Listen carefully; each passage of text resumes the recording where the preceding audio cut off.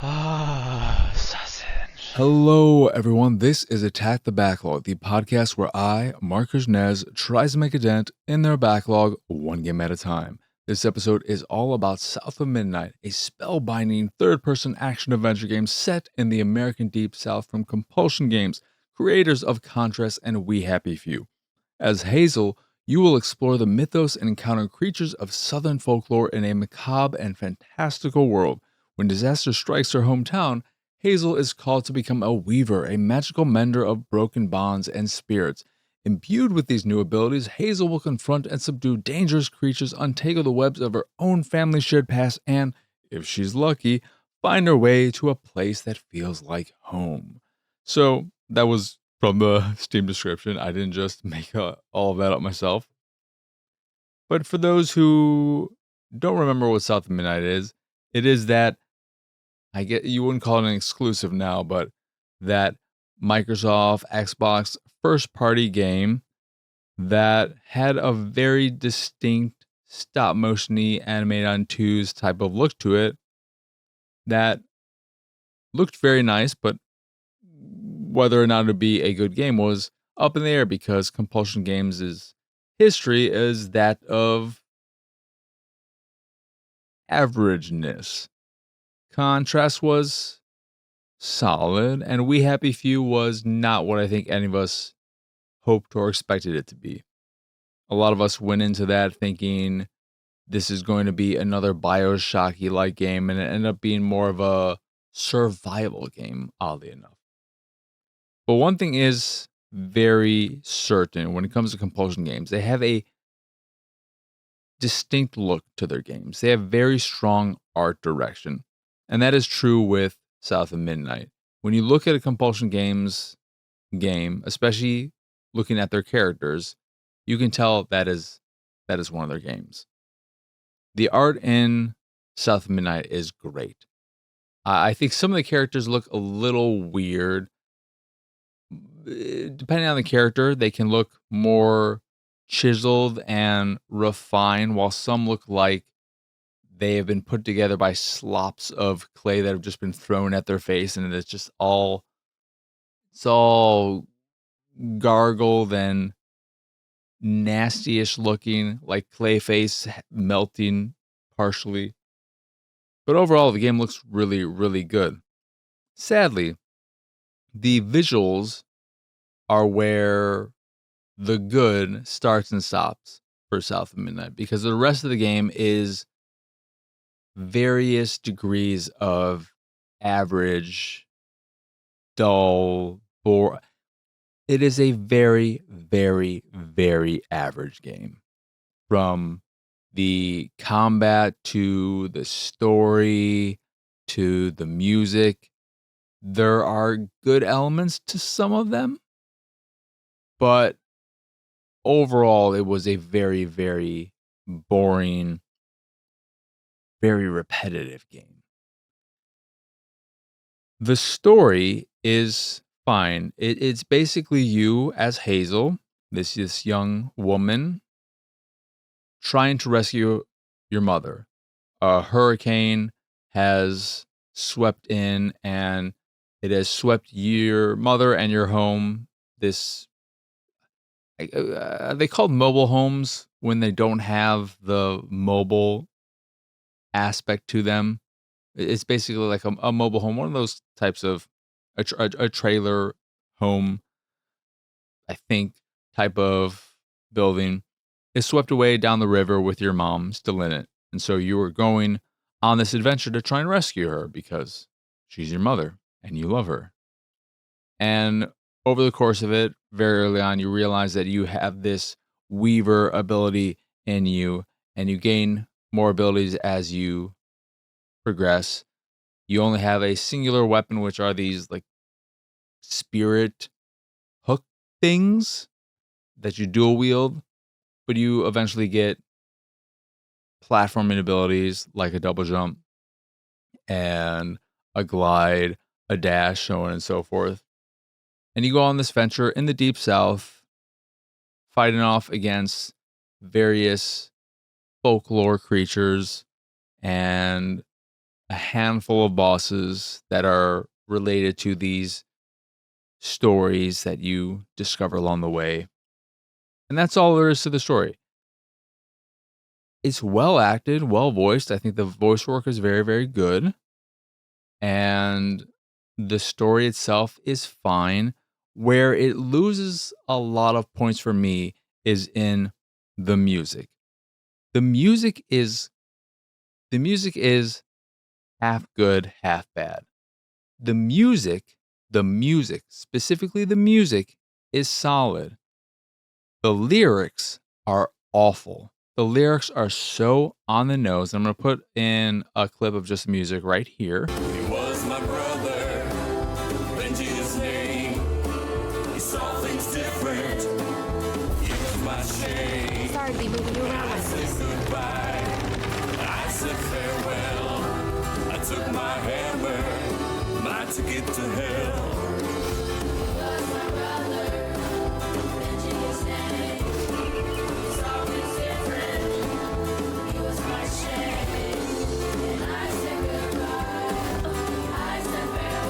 The lyrics are so on the nose that it takes away from any kind of emotional impact they're trying to achieve with whatever story they're telling. For instance, the song I just had there is part of the first main boss type situation where you are dealing with the story of two brothers, one who is slower, clearly has some kind of disability. We don't go into the details in terms of what it is, but at some point in their past, the one brother tricked the disabled brother into going into this hollowed part of a tree and then boarded them up inside and just left them there to die, which is a very tragic story. Obviously, it's not a happy story, but the lyrics of the song that plays when you are platforming up this tree to release it to do what you're doing to set it free, it is so on the nose, so little as to the story that happened, the thing that happened, that is just kind of, it's hard not to listen to it and roll your eyes at it because there's no subtlety, there's no attempt to try and be more artistic in its telling. It's just it's literally telling, hey, oh, when I was a boy, I had a brother. He was slow, and so I boarded him up. It's just like, could you have maybe tried a little harder to, I don't know, been a bit more creative in your lyrics to be a bit more interesting? Maybe a little bit. So it loses a lot of points there for me because the music is, I think, overall pretty good, but lyrically, it just throws any good out the window. And then the story itself, you going after your mother while your grandmother on your father's side, your father passed away many, many years ago, and your grandmother on your father's side is this hoity-toity, rich white woman who is just the fucking worst, but she has an understanding of this whole weaving side of things and this folklore world and all these things, and she wants something with the spirits or whatnot that'll give her this power. She's evil, and it's very clear that there's no there's never any confusion as to whether or not she's good or bad. Very heavy-handed in a lot of its storytelling and the songs and all that, which is unfortunate because I think there is an interesting story in here, and the world, the deep south, all of that is a part of the country, the US, that you don't get covered that often, whether it be in video games especially, but I would say even in movies and stuff like that, I don't feel like you get a lot of stuff of that nature. something of recent memory that is similar, but again, that it's recent as in, I don't know, 2010, Beasts of the Southern Wild. I think if you really like that movie, you'd probably like this game, but how many people even remember that movie? So the story's okay, but the gameplay is so boring and repetitive that it feels good from an actual input standpoint. The gameplay feels good. The act of pushing buttons and seeing things happen on screen, it's responsive. It feels good. However, what you're asked to do with your abilities is the most boring shit. On the platforming side, it is very standard linear type platforming where if you have to climb up something, it is very clear. Okay, well, there are these pieces of wood that are in this distinct location. They're the only thing you can grab onto. You don't have to look and try and figure out where to. It's all very early Uncharted or similar games where you're doing platforming, but you're not really. You're just holding up and pressing the jump button, or going to the left or going to the right. You're never really thinking about your actions, and you don't have to do anything too often based on timing. They do have a handful of chase sequences, usually near the end of one of the mini stories. You can say it's a game comprised of a handful of short stories revolved around these mythological creatures, these folklore things, and the stories like the one with the brothers and so on. They have you doing a handful of these chase type sequences where you're asked to do these prolonged platforming sequences utilizing the abilities you've learned up until that point. Eventually, you'll be able to wall run and you'll go through these kind of wind tunnels that you fly through. And they'll add all of those elements and the ones from previous things to these sequences as you progress. But there's no urgency with these, let's call them set pieces instead of saying sequences over and over and over again. There's no urgency to the platform and set pieces. There's no excitement. There's nothing to them. They're just these 2 to 3 minute sequences, to go back to that word, that are just you having to do a bunch of jumping, maybe some wall running, and so on and so forth, that provide no challenge. There's no challenge to them. The only way you could really lose them, you can fall in a gap or whatever, and it'll just bring you back to the last checkpoint. No big deal.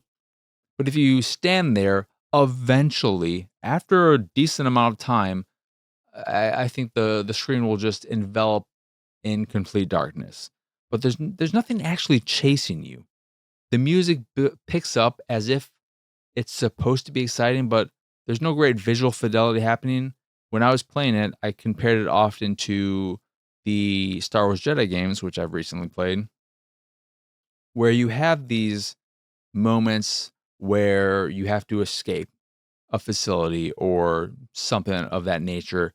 And you're doing a lot of platforming, utilizing your abilities as Cal. And visually, it's very exciting. There's a lot going on. The fidelity is great. They're staged in such a way that they're very memorable and make you feel special. They make you feel like you're doing something incredible. Whereas in South of Midnight, you don't feel any of that. You're just like, okay, it's way more like you're just automated or something. You're going through the motions and you're not really thinking about anything. This is such a average PS2 generation feeling game that just happens to be this generation. That's how a lot of it feels. But those set pieces are just the dullest thing. And then the worst of the worst is the combat. The combat feels okay. You have your boss fights, which are fine. They're typically broken up into 3 stages where they'll change things up after each stage, throw in a new additional attack, change their pattern a little bit, maybe add some environmental hazards. They look nice. They're scale-wise good and just making it feel larger than what you've been doing up until that point. But the biggest problem, and I think they know it's a problem because you have the ability in the accessibility options to completely turn off combat. I don't think you can. Maybe you can turn off boss fights too, but you can turn off these combat arenas because that's all there is to the game when it comes to combat.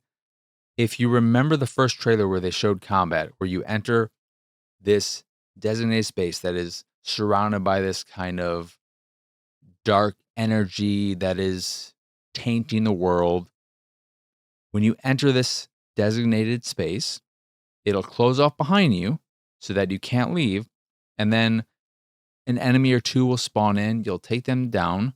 Then you'll get an additional wave of enemies, typically just the additional wave, maybe a third wave after that. And after you defeat all of those enemies, you destroy the thing there that is creating all of this darkness. It'll remove that negative energy, bring back the real world as it is, full of life and color and so on. And that is it.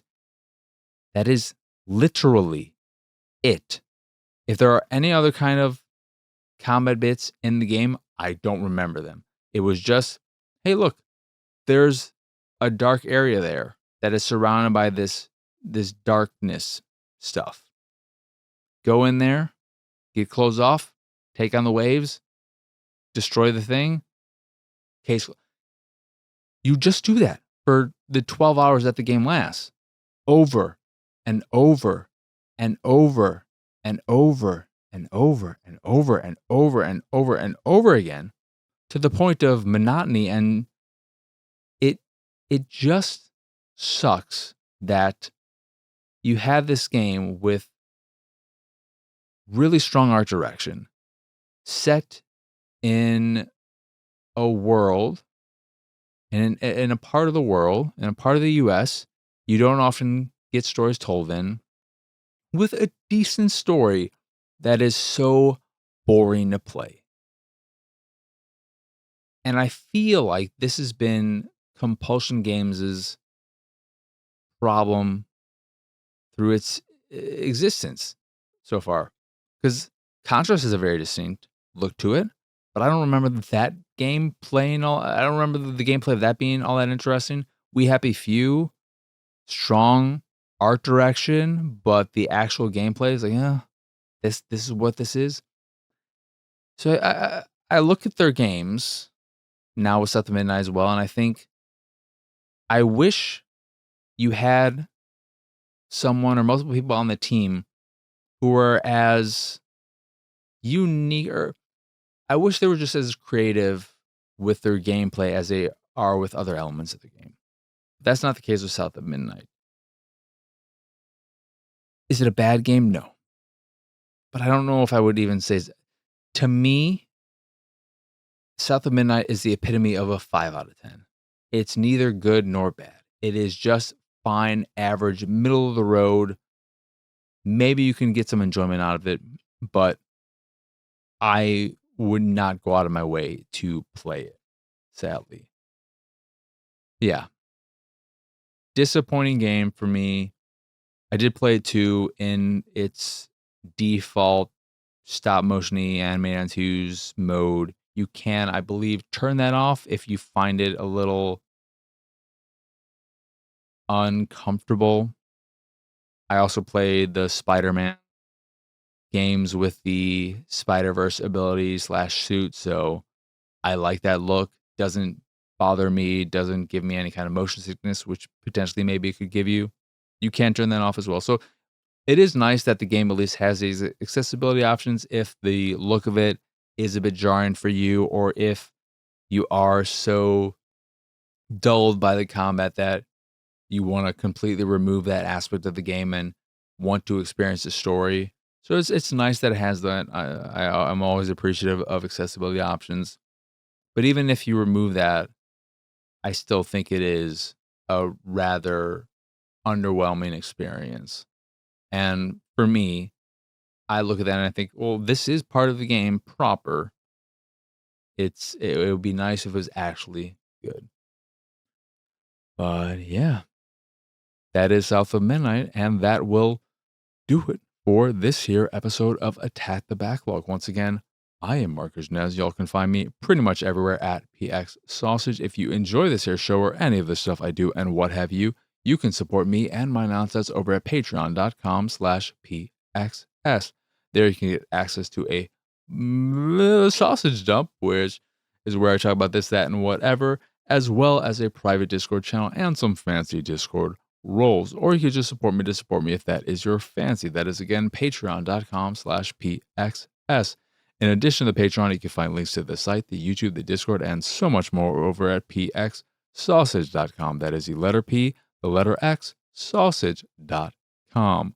But that is it. That is all. As always, thank you for watching or listening. I hope you enjoyed this here episode, and I hope you have a wonderful, wonderful rest of your day. But for now, adios, arrivederci. Bye bye.